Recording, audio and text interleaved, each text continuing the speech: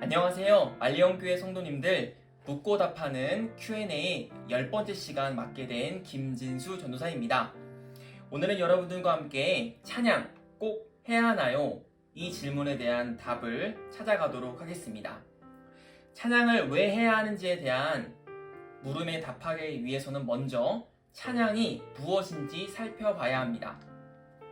여러분, 찬양은 무엇인가요? 제가 담당하고 있는 부서 초등 4, 5, 6부 어린이들에게 찬양이 무엇인지 물었습니다. 그러면서 찬양과 K-팝 유행하는 노래랑 어떤 차이가 있는지 또 물었습니다. 그때 어린이들의 대답은 이렇습니다. 하나님. 어린이들은 하나님이 찬양과 K-팝 유행가의 사이의 차이점이라고 대답했습니다. 그렇습니다. 찬양은 인간이 하나님께 드리는 하나님을 향한 노래입니다. 찬양이 사람에게 드리는 노래가 된다면 그것은 결국 K-팝과 같은 유행가가 되고 말 것입니다.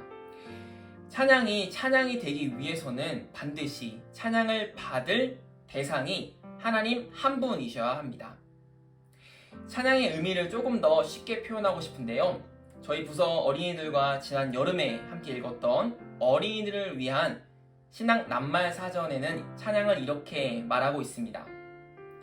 찬양은 아름다운 시와 노래로 하나님을 기억하는 거예요. 우리를 하나님의 자녀로 살게 하신 고마운 하나님을 잊지 않기 위해 시와 노래를 만들어 부르는 거예요. 찬양이 무엇인지 그 의미에 대해서 살펴보았습니다. 이제 이 영상의 주제인 찬양은 꼭 해야 하는 건지, 왜 해야 하는 것인지에 대한 이 질문을 살펴볼 차례입니다. 이 질문의 답을 찾기 위해서 우리는 하나님은 어떠한 분이신지와 인간은 어떤 존재인지에 대해서 알아야 합니다. 먼저 하나님은 어떠한 분이신가요? 하나님은 찬양을 받기에 합당하신 분이십니다. 성경 시편 96편에는 이렇게 기록되어 있습니다. 새 노래로 여호와께 노래하라. 온 땅이여 여호와께 노래할지어다. 여호와의 이름에 합당한 영광을 그에게 돌릴지어다. 예문을 들고 그의 궁정에 들어갈지어다. 아름답고 거룩한 곳으로 여호와께 예배할지어다. 온 땅이여 그 앞에서 떨지어다. 시편 기자는 여호와 하나님의 이름에 합당한 영광을 돌릴 것을 말하고 있습니다. 그 이유는 하나님은 창조주이시기 때문입니다. 하나님은 천지를 창조하셨고 인간을 만드셨습니다. 창조주 하나님과 피조물인 인간, 우리는 이 관계를 놓쳐서는 안 됩니다. 이 관계를 잘 이해하고 관계를 믿고 이 관계 속에 있을 때 우리는 진정으로 행복할 수 있습니다. 여러분, 물고기가 행복하려면 어디에 있어야 하나요? 땅 속에 있어야 하나요? 하늘에 있어야 하나요? 네, 맞습니다. 물 속에 있어야지 물고기는 행복합니다. 이처럼 인간은 하나님 안에 있을 때 진정으로 행복할 수 있습니다. 나를 창조하신 하나님을 믿고 이 관계 안에서 살아갈 때에 우리는 하나님을 찬양할 수밖에 없습니다.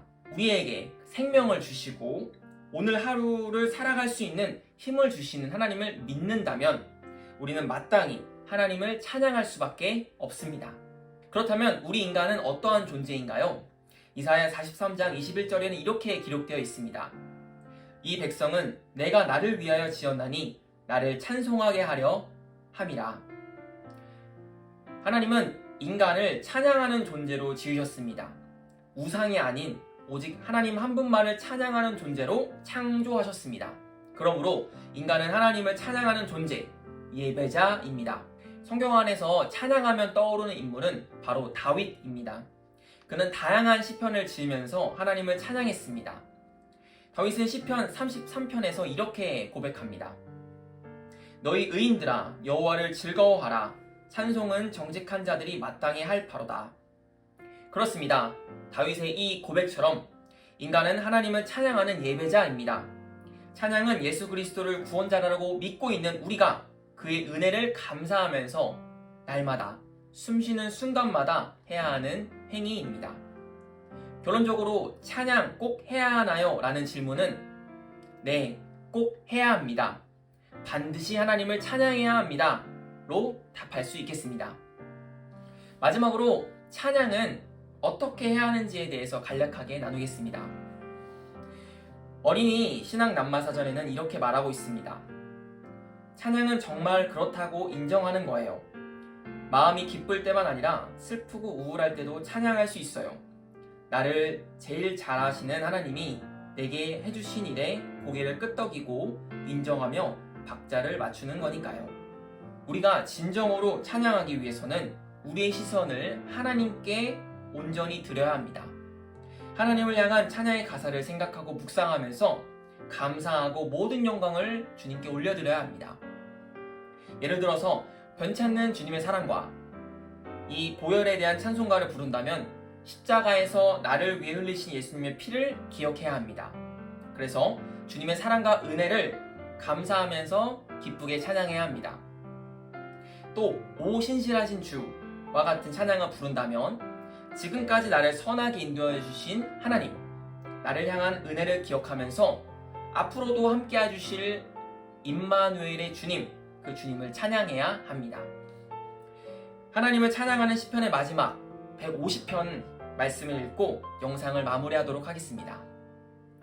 호흡이 있는 자마다 여호와를 찬양할지어다. 할렐루야. 나는 하나님을 예배합니다. 라는 찬양 속 가사처럼 내가 서 있는 곳 어디서나 하나님을 예배합니다. 찬양합니다. 라고 고백하는 저와 말리언교회 성도님들 되기를 소망합니다. 감사합니다.